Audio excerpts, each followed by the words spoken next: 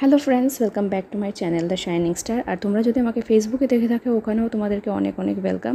So আমি hospital bag for baby, hospital bag for mom সব share করেছি। আজকে শেয়ার করবো hospital bag for means father আর কি, উড বি ফাদার যে থাকবে। তোমার হাজব্যান্ড তোমার সঙ্গে যে যাবে, অবভিয়াসলি হাজব্যান্ডরা তো যাই, অনেক বড় সাপোর্ট সিস্টেম। ওরা যদি না থাকে অনেকটাই প্রবলেম হয়ে যায়। তো ওদের ব্যাগ তোমরা কী কী নেবে। তো এই ব্যাগটা আমরা ফ্লিপকার্ট থেকে আনিয়েছি। এটা ট্রাভেল ফ্রেন্ডলি, অনেকই ভালো, অনেকটা কম্পার্টমেন্টস আছে এটাতে। আর তোমরা এরকম দেখে যদি ফটোটা ক্লিক করে সার্চ করো ফ্লিপকার্টে, তোমরা পেয়ে যাবে।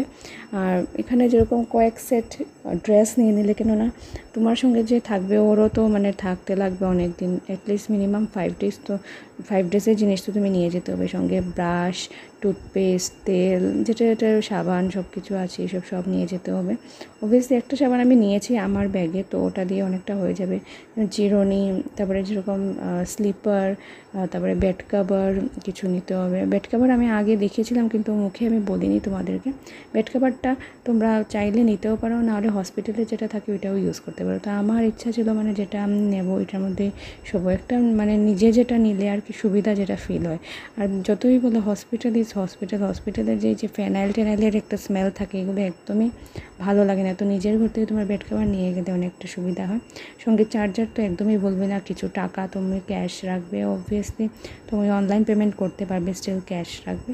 তো সব মিলিয়ে আজকে hospital bag for father. So love you all, take care. Next mini ব্লগে দেখা